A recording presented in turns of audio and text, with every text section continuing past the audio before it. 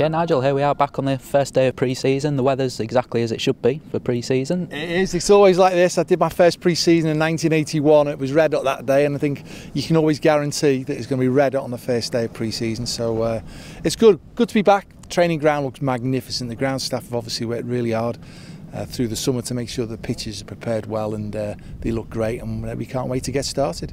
We know you go to Portugal for a training camp on the 8th of July. What's the plan in the fortnight up to that point?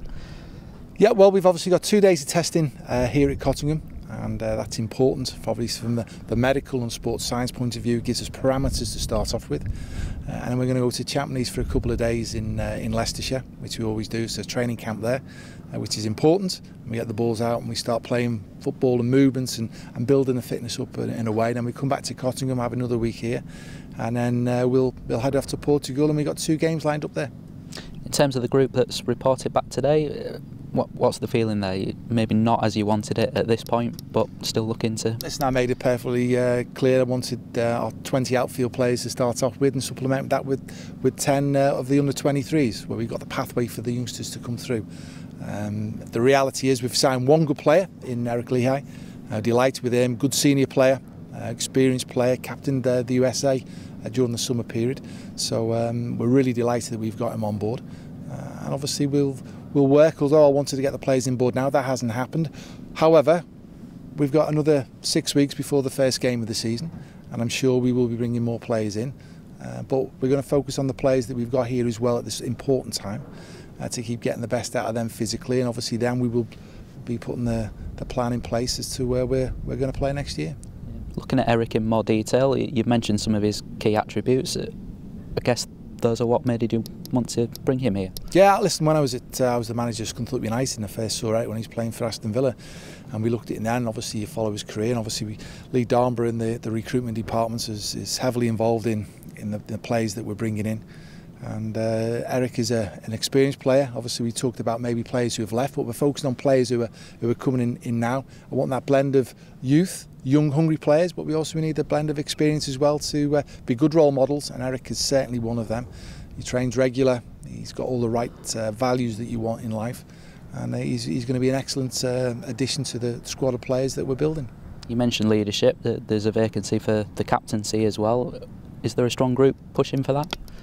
Well, obviously we've got players who now have the opportunity to step up from last season, and we'll see how that progresses. But leadership is an important aspect of what we want, and we'll make sure that we get the right... We'll have a leadership group, and obviously the guy who wears the armband, Michael Dawson, I thought did ever so well while he was here for us, and obviously we're looking to bring our... It's a new start, if you like, for a lot of people, which is important. In terms of the group that's here, James Weir, Angus MacDonald, injured at the end of last season. Where are they at the moment? James Weir won't be playing. He's had a reaction to his knee at the end of last season, so he's out the equation until gone December. So we can't do nothing about that. Angus will be joining in a little bit of non-contact of the work, which would be ideal for what we're doing to start off with. So all being well, he won't be too far away, and I'd like to think that come Portugal he can join in the games there, but he's got a 2-week period to build on this, which is important. And Andre Mazouk was the other one, wasn't he, with his hamstring? Yeah, obviously Andre's been training. We'd like to think Andre can just join back in now. He's been doing his work, so we'll see. As I say, we've got 2 days of testing now, and we'll see where everybody is, and we'll have that collaboration with all the staff that we've got here, and we'll sit down, and as I said, we want to extract every ounce of potential we got from all of the players, individually and then collectively, and we're going to work very hard to do that.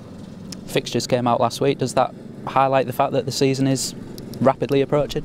Yeah, it does. I mean, it's breaking down. I mean, we look to put a plan in place, and you realise that you've got to work towards the first game and all the way through what the Championship is very demanding. And when you look at the fixtures and the teams that are in the division, I think all teams will appreciate it's going to be very, very challenging. We have to embrace that challenge and work very hard to give ourselves an opportunity to go and compete. And the cup draw as well takes you back to Sheffield United. Are you looking forward to that one? Yeah, looking forward to that. It's a good game. Sheffield United will do well this season. Chrissy Wilder's gone in and done a great job. It's a great atmosphere down at Bramall Lane. The League Cup games, the Carabao Cup, I mean, all teams notoriously utilise the squads because it's so early into the season. I'm sure both teams will be looking to go and do that. And it'll be a good game. I'm looking forward to it. And all in all, your message at this point to the fans and to the group of players? Well, listen, the reality is I wanted to have more players to start with, so we can build. The fact of the matter is we've still got another 6 weeks before we come up into the first league game against Aston Villa at home, live on the telly, so that'll be good. So we've still got another period of time, one, to add to the group we've got. So that's what we're looking to do. I don't think we're going to lose any more players. It's actually bringing players in, so that's a positive. But the reality is I wanted players to be in now, so I'm not getting away from that fact. But we've got to manage the next bit, and we've got to adapt our plans all the time. And we're going to be working very, very hard to do the best for Hull City Football Club.